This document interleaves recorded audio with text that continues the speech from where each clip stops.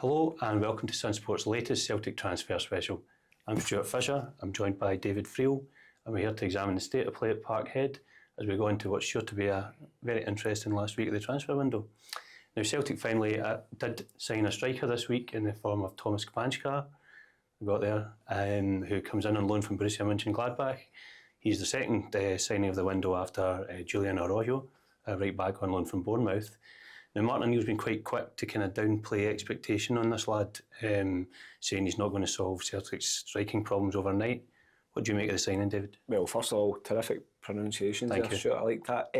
What do I make of the signing? I don't know, to be honest with you. He's a bit of an unknown quantity in a sense, purely because he was a guy that burst onto the scene at Sparta Prague a few years ago, got his big move to Borussia Mönchengladbach. It's not worked out the way that he thought, or the German club hoped. He started pretty well, but then kind of faded out of things, to the point where they obviously sent him on loan at the start of this season. Again, there was issues off the field in Turkey in terms of wages not being paid, etc. So he was recalled by Mönchengladbach and again made available this month.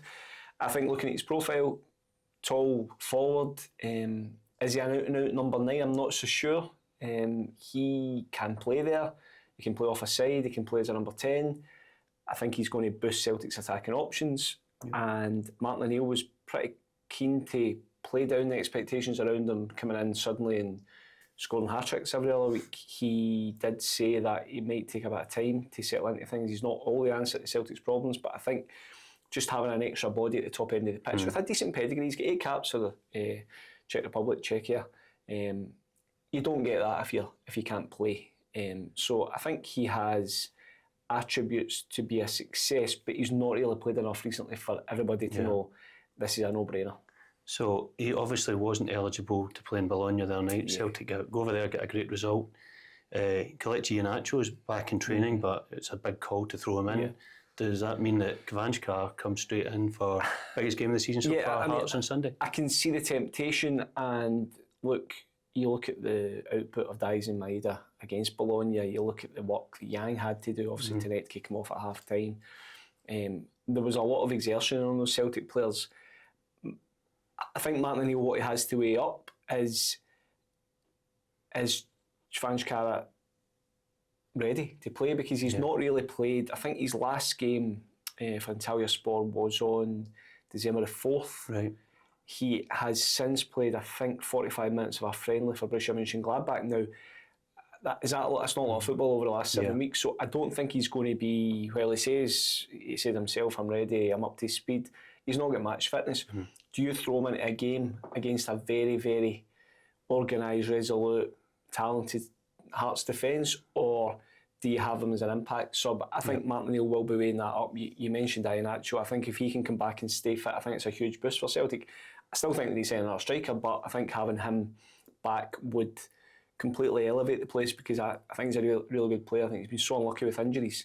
But it wouldn't surprise me if from the start on Sunday, Martin O'Neill goes again with Yang, David Maeda and Sebastian Tenetke. It's interesting you're saying that Celtic still need to sign another striker, because let's move on to what's still to come. They've got a week left of this window. Now, there's strikers who play through the middle, but a winger type is another one that's been really mentioned, and that does seem to be maybe a position of focus. There's been a number of names. Obviously, Yasser Asprilla was at Jesurn, a lad, Ignacio La Quinta, out in Brazil. And the one name that really isn't going away is Jesurn Rak-Sakyi, Crystal Palace. So where exactly do you think we are with that deal? I would doubt that the La Quintana stuff has gone very, very quiet. I think that was almost on the verge of happening. It's gone very quiet. I doubt Celtic would revisit it now. Martin O'Neill did say there was a few things well down the line that he just decided wasn't for Celtic. In terms of Asprilla, he looks a good player. Yeah. He is clearly highly rated by Girona. They would quite like him to get a loan, but join the queue. There will be a long queue of clubs trying to get him. I think if Celtic could get him, I think he looks a pretty exciting signing. I would just wonder whether you would have to wait just to kind of see who's all at the table for that one. Yeah. In terms of Rak-Sakyi, speaking to some colleagues down south, again, it was another player who spent the first half of the season alone in Turkey. He's back. I think Crystal Palace would either sell him permanently in this window, or get something inserted into a loan deal that there's an obligation as opposed to an option. Now, with other signings that you've seen over the years, Cvancara being one, there is an option to buy at the end of the loan, which probably suits the buying club. It doesn't necessarily suit the selling club. I think Rak-Sakyi, I think there's financial fair play reasons they would quite like that obligation. And now Celtic don't know who's going to be the manager next year.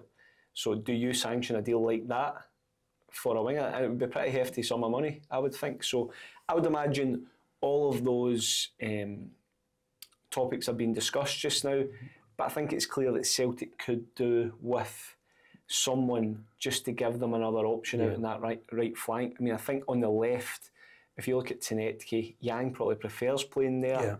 Daisen Maeda, you would imagine that's his best position still, even though he can play through the middle. Balawisha, who knows what's going to happen? And Martin Neal says he's not a winger, but I would worry for his Celtic future, to be perfectly honest with you. I just think Celtic are still a bit light. I think they could do with someone who is predominantly a right winger. So I think that will be an issue, an area they 100% look at. It's when it all kind of finishes, what's the best option for the club? Yeah, I've got to hit you with two other names, which there's obviously domestically there's a clamour for Tawanda Maswanisi at Motherwell. He's been outstanding, right up at the top of the scoring charts. Versatile attacker, can play various positions.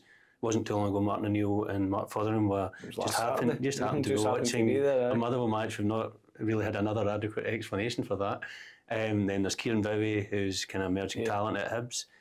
Do you think there's a chance, even if it's the last minute of the window, that something could happen with these guys? I think there would be more of a chance of Celtic getting in for Maswanisi than Bowie. I just think Bowie, Hibs want, and quite rightly, Hibs want big money for him if they're going to sell. I don't think they want to sell. They've got no interest in selling in this window.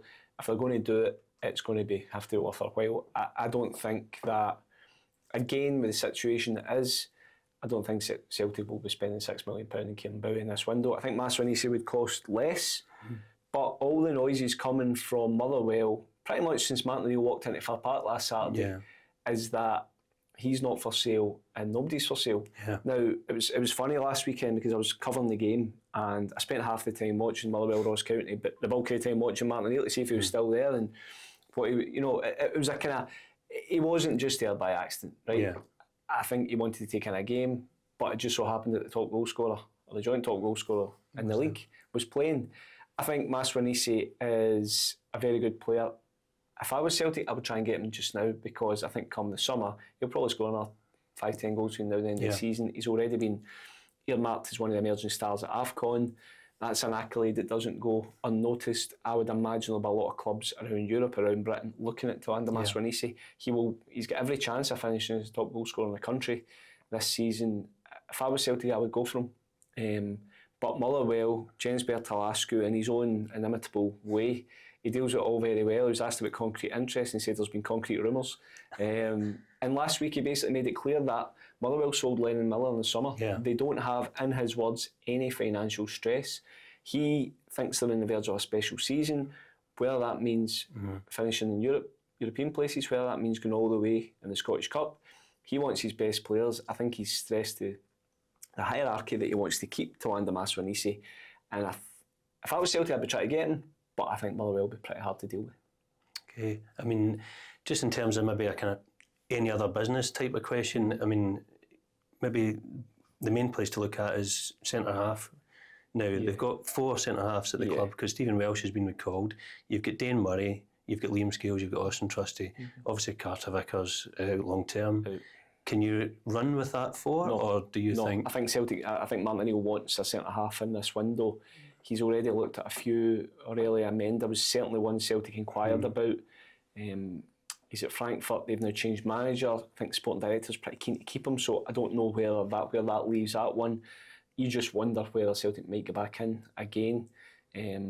For him, I would imagine that Stephen Welsh will probably, if Celtic can get a defender in, I think Stephen Welsh will probably end up back at Motherwell. Whether on loan, whether permanently, who knows.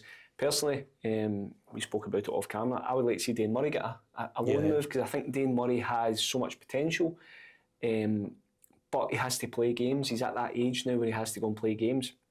I think he's one that if he was put out for loan, there'd be a queue of Premiership clubs wanting to take him.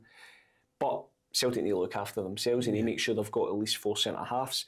Because see right now, you saw how good Trustene's skills were against Bologna, but they're only an injury or a red card away from being really, really stretched in that area. You won't see Cameron Carter-Vickers until next season. So Martin O'Neill wants a centre-half, a right-sided centre-half.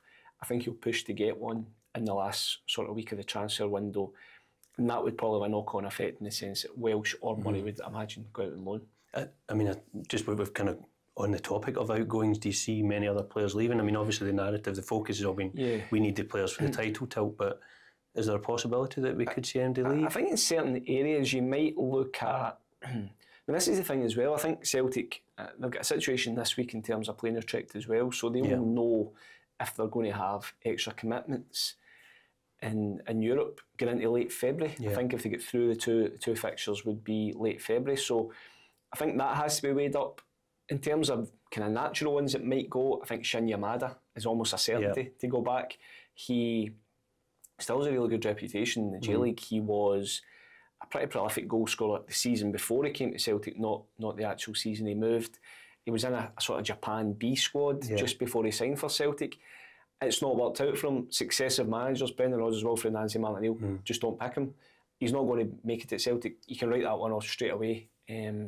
So I would imagine he will have no shortage of offers. And forgive me, I'm not sure in terms of Japanese transfer windows and stuff like that, but that might even be one that doesn't have to necessarily be done by. Straight away. I could be completely wrong on that. I don't know anything about the J League transfer windows. I'd need to look at that. But I would imagine over the course of the next couple of weeks that Shinya Amada will have interest from elsewhere. I mean, you saw Hayatu and Amura being picked up. And I would imagine Yamada would be the same. I was going to just go, I mean, in last week's show, I noticed you were very scathing in general about Celtic's window and said, you're speaking halfway through the window, you're halfway through the month, but you worried it could be one of the worst ever. Has the last kind of 7 days, Cvancara and the way things might be moving, have you changed your opinion at all on that? Not really until we know Celtic get bodies in. I mean, we've got what date are we on just now? 23rd of January. Celtic have so much work to do between now and February 2nd. Martin O'Neill admits that. The Celtic board will admit that. Martin O'Neill talking today says pretty much confirmed there won't be any more players. You never know, but pretty much confirmed there won't be any more players in the head of Hearts. He says he hopes to get more in next week. But the clock's ticking for Celtic. As I said, to me, they still need another striker, a right winger, and a centre half. Those are key positions to strengthen the squad. I think Hearts have had real bad luck with injury, but move so quickly in the transfer market. Mark Leonard will come in. Rogers Mato will come in probably after. Leonard, I think, will be available to face Celtic. Rogers Mato will be after it, but they'll still move with conviction, decisive. Rangers are the same. Rangers have got 3 players in already. They are on alert for something special happening. Celtic still have the bulk of their work to do. They've got an attacker in. I'm sure Martin O'Neill's very, very happy. But again, as we said, this isn't a guy that's played 40 games this season and has been, he's a £6 million signing who's in the confidence of his life. I think Cvancara will have to get picked up a bit and have to find his way at Celtic. So, look, they've started making progress. They got a player in, so in that sense, if you're asking from last week to this week, Celtic are a bit ahead of where they were, but there's still so much work to do in this last week. Well, I think that's just about covered it. Celtic fans, please get involved in the comments. Let us know where you think Celtic should be active, what they should be doing and what they shouldn't be doing. Thanks, David, for joining us. And just please stay tuned to SunSport Online, the YouTube channel and the paper for all the developments right down to the transfer window shutting. Should be fascinating.